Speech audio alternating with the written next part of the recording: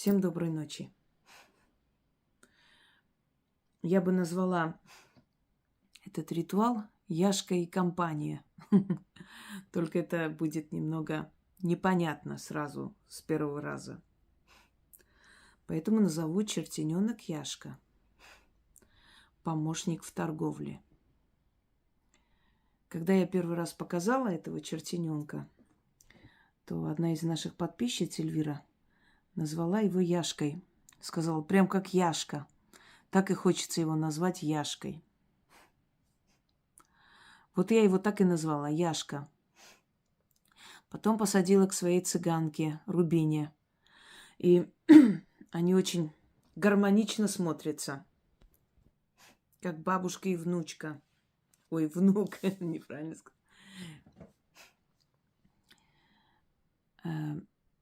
Дело в том, что куклы, в которых призывают определенные духи и вселяют в них терафимы,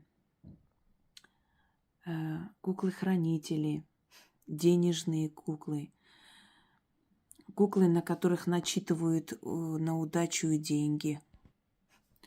Эти куклы вообще игрушки всякого рода атрибуты, которые нацелены на действие в магии. В них вселяется определенная сила, дух. Вот как я вам объясняла в синтоизме. Синтой – вместилище. Предметы-посредники. Духом легче выйти с нами на контакт, когда есть предмет-посредник. И желательно напоминающий человека или любое живое существо. Вот почему в некоторых религиях до сих пор запрещено изображать человека, фотографировать. Более такие фанатичные, религиозные общины. Куклы запрещено. Всякого рода игрушки, изображающие там котов, собак, медвежат и так далее. Считается, что все, что имеет какую-либо схожесть с живым человеком или животным, или зверем, то обязательно туда вселяются определенные духи. Вот на Востоке, например, было запрещено изображать на мечетях какой-либо образ. Вообще художникам было запрещено изображать какой-либо образ. И для того, чтобы они могли все свое творчество куда-то направить, вот поэтому и развивалась вот эта вот миниатюра, узоры, различный орнамент, цветочный, который непревзойденный, потому что веками был строжайший запрет на изображение птицы. Птиц потом начали позволять изображать. Вообще птиц, зверей, людей, каких-то сцен. Из-за страха, что туда вселится некая темная сила. Отчасти они были правы, поскольку религии они взяли очень много из язычества, языческую философию, это телефон. И поэтому неудивительно, что они понимали, что если некто что-то изображенное или созданное как кукла или как статуя будет похоже на птицу, зверя или человека, то обязательно это станет вместилищем. То самое синтой, как называют в Азии, вместилище духа, станет предметом-посредником, через которого будут общаться люди с этими духами. Чтобы не задавать лишних вопросов, откройте, посмотрите «Куклы в магии». Немного извиняюсь, у меня слегка усилился невроз, так бывает. Ну, это нормально, пройдет. Итак, можете еще раз открыть «День чертенят» и прослушать. Мы не поклоняемся куклам, мы не обращаемся к куклам. Кукла – это всего лишь предмет-посредник, вместилище, куда призываем дух, определенную силу, сущность, которая приходит, служит нам и помогает, смотря к какой категории сущность приходит. Но теми работами, которые я даю, приходят категории духов-помощников. Есть такая категория. И в них, то есть в эту категорию входят различные духи. И черти, и стражники, и духи природы. То есть их огромное количество. Духи-помощники – это не какая-то там определенная именно вот определенное направление сущности. Это различные духи различных стихий. Они приходят, становятся нашими помощниками. И вот как мы их назовем, это уже наше дело. Они к этому имени привыкнут. Если нет определенной необходимости называть эту куклу каким-то определенным именем, если это не исторический персонаж, у которого уже свое есть имя, ну, например, как Хюррем, да, предположим, то, конечно, каждый из вас может назвать его как хочет. Теперь, поскольку мы назвали этого чертика Яшей, то понятное дело, что мы призываем определенную сущность, и эта сущность уже привыкает к имени Яша, Яшка. Есть одна девушка, она мне пишет, она занимается, у нее там свои, она рисует, одним словом, открытки, оформляет подъезды, ну, ее вызывают или детские комнаты, то есть какие-то фотообои или что-то в этом роде она делает. И я ей дала заговор ради интереса. Я говорю, знаешь, я призываю, я что-то прошу у своего чертенка Яшу. Вот я прошу определенную сумму. Если мне вот нужно вот сейчас, я могу подойти и определенными словами попросить. Сделай так, чтобы эта сумма пришла. И она приходит. Это означает, что под этим именем пришла ко мне сильная сущность, и она меня слушается. И я решила, давай-ка я это имя этой сущности, чертенка Яшу, да, попрошу призвать еще другому человеку. Посмотрим, как это сработает. Я сказала, призови моего чертенка Яшу, пусть со временем это становится еще одним персонажем заговоров, почему бы и нет. Призови этого чертенка Яшу и попроси выполнить какие-то определенные функции. И она это сделала. Ну, я сказала, какими словами. Она начала призывать и просить, чтобы у нее было много клиентов, чтобы много заказов.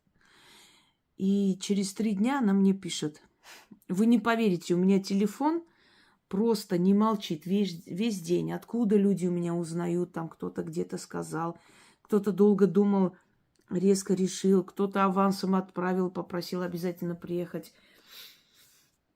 Заранее занимает место, можно сказать, чтобы успеть у меня получить вот мою услугу, работу и прочее.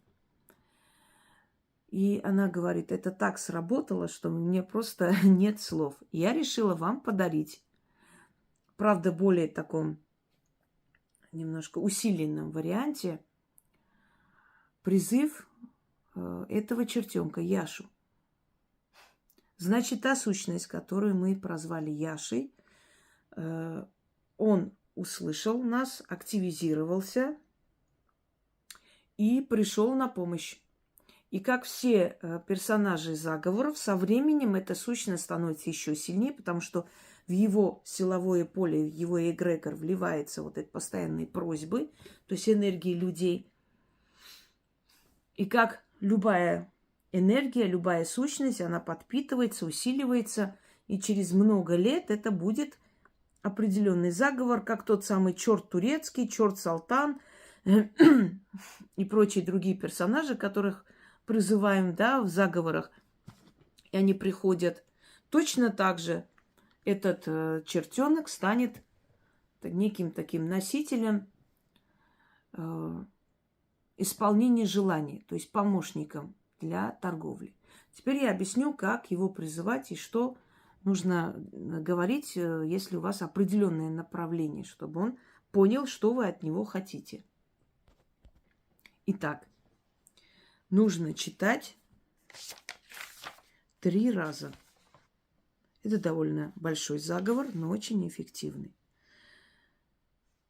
Когда вы говорите товар, мой товар, подчеркните, какой у вас товар. Например, если вы занимаетесь репетиторством, мой товар – репетиторство. Если вы занимаетесь там, если вы изготавливаете там шоколад, мой товар – шоколад. Мой товар – сайты. Если вы сайты регистрируете, создаете.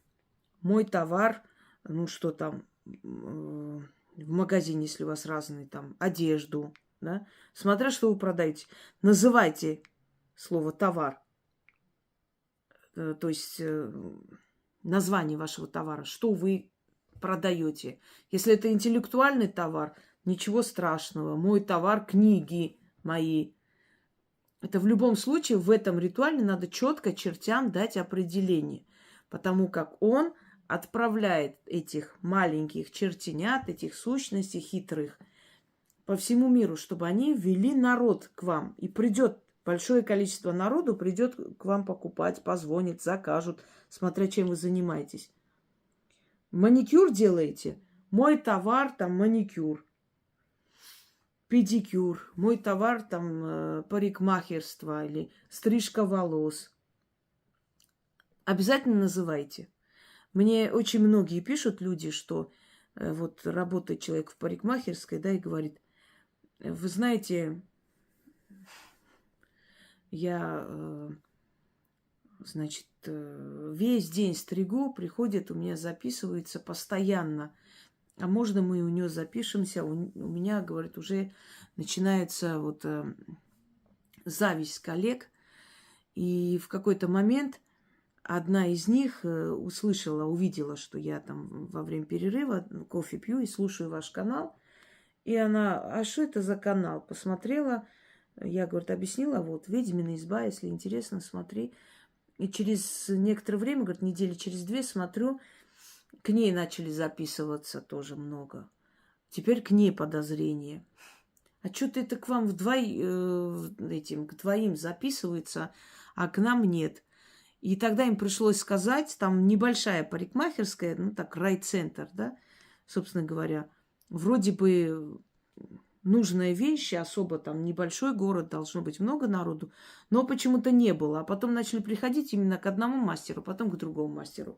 И в конце концов они признались, что они, значит, на моем канале сидят, начитывают. И они начали начитывать. Даже хозяйка начала читать, купила чертененка какого-то, поставила и начали читать. И говорит, у нас столько народу, теперь рядом открыли парикмахерское. Они месяца 3 так были, вроде бы пытались мастеров набрать, потом закрылись, потому что к ним вообще никто не ходит. Даже заходят к ним и говорят, сейчас мы придем, выходят, заходят к нам и больше туда не идут. Почему, непонятно. Приходили с ними, ругались, что вы наших клиентов отговариваете, вы их там забираете. Мы говорим, а чем мы забираем? Они просто приходят, мы откуда знаем, откуда они приходят, мы же не будем гнать людей. То есть, понимаете, вот доходит до такого. Если эти силы кого-то полюбили, еще раз говорю, если эти силы кому-то начали испытывать симпатию, если эти силы привязались к кому-то и увидели их благодарность и уважительное отношение, то этот человек будет купаться в деньгах, в заказах и никогда не будет голодать в своей жизни. Наоборот, чем дальше, тем больше, больше и больше будет получать. В магии важно даже не столько, знаете, вера в это, как говорят, вот, главное верить. Нет. Главное уважать эти силы. Уважать, если вы что-то получаете, не говорить, а может это случайно получилось, а может это совпало. Уважать. Они могут обидеться, и после этого вы больше их помощь можете не получить. Не обижать эти силы. Если они вам помогли, ни в мыслях, ни в словах не допускайте лишних слов. Итак, сущность чертененка, которую мы прозвали Яша, пусть помогает вам в вашем деле, в вашей работе. Только правильно его призывайте. Вы можете дома поставить вот такого черненького чертененка, если у вас есть желание. Вы можете назвать кого-нибудь из ваших чертенят тем самым Яшкой. Это не имеет значения. Вы можете просто призвать эту сущность без какого-либо вместилища предмета-посредника, потому что он уже есть, он существует, он призван и закреплен.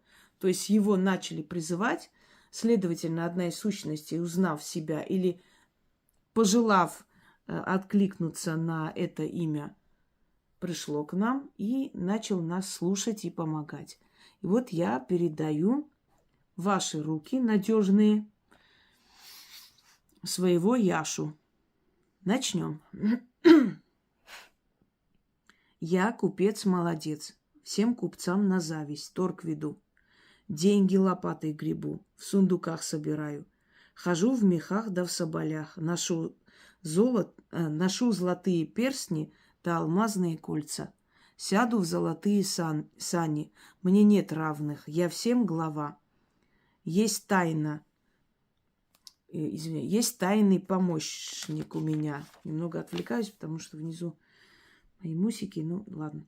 Чертененок Яшка среди чертенят главный, среди чертенят славный. Яшка, собери своих чертенят, всех хитрых, удалых ребят, да дай им указание, да мое приказание. Пусть они по горам да по лесам скачут, соберут мне народ, да на мой товар гонят. Всех ко мне ведите, да купить мой товар убедите. На ухо им шепните, что лучше моего товара нет нигде.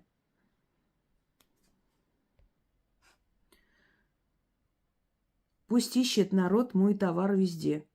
Яшка, прикажи своим чертенятам, пусть ведут всех ко мне, чтобы люди деньги мне носили, мой товар покупали, хвалили меня и восхваляли, и другим покупать велели. Гоните, черти, народ ко мне, мой товар им, а их денежки мне. Истинно так. Прочитаю еще раз, немножко сбилась.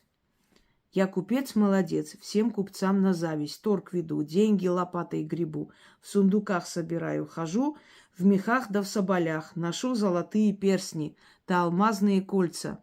Сяду в золотые сани, мне нет равных, я всем глава, есть тайный помощник у меня. Чертененок Яшка, среди чертенят главный, среди чертенят славный. Яшка, собери своих чертенят, всех хитрых, удалых ребят, да дай им указание, да мое приказание. Пусть они по горам да по лесам скачут, соберут мне народ, да на мой товар гонят, всех ко мне ведите, да купить мой товар убедите. На ухо им шепните, что лучше моего товара нет нигде. Пусть ищет народ мой товар везде. Яшка, прикажи своим чертенятам, пусть ведут всех ко мне, чтобы люди деньги мне несли, мой товар покупали, хвалили меня и восхваляли, и другим покупать велели. Гоните, черти, народ ко мне, мой товар им, а их денежки мне. Истинно так. И еще раз. Я купец молодец, всем купцам на зависть. Торг веду, деньги лопатой гребу. В сундуках собираю, хожу в мехах, да в соболях. Ношу золотые перстни да алмазные кольца. Сяду в золотые сани. Мне нет равных, я всем глава. Есть тайный помощник у меня. Чертененок Яшка, среди чертенят главный, среди чертенят славный. Яшка, собери своих чертенят, всех хитрых, удалых ребят, да дай им указание, да мое приказание. Пусть они по горам да по лесам скачут, соберут мне народ, да на мой товар гонят. Всех ко мне ведите, да купить мой товар убедите. На ухо им шепните, что лучше моего товара нет нигде. Пусть ищет народ мой товар везде. Яшка, прикажи своим чертенятам, пусть ведут всех ко мне, чтобы люди деньги мне носили, мой товар покупали, хвалили меня и восхваляли, и другим покупать велели. Гоните, черти, народ ко мне, мой товар им, а их денежки мне. Истинно так. Проводите только мой товар, рядом обязательно называйте название товара. Ну, если там, например, путаетесь, не можете, ну вот книги, скажите, мои книги купить велите, или мои шоколады купить велите, мои торты купить велите, мое репетиторство купить велите, смотря чем вы занимаетесь, неважно. Вы просто называете то, что вы делаете, чем вы занимаетесь. И, собственно, это у вас и заказывают. Ну что ж, друзья мои, удачи вам, всех благ. И мой Яшка, еще один помощник. Попробуйте, сами убедитесь, как он быстро помогает. А если хотите его благодарить, иногда на подоконник или рядом с его темной, значит, куклой, чертененка, если у вас есть, ставьте иногда мед, сладости, конфеты, бусинки какие-нибудь, монеты для него, как его подарок. Рядом поставьте в маленьком сундучке. И он вам будет помогать еще больше. Желаю всем удачи, всех благ. И это не последний наш заговор, ритуал с чертененками. Я еще много чего научу вас с ними постепенно. Сладкого понемногу, да, чтобы не было слишком пресно. Всем удачи!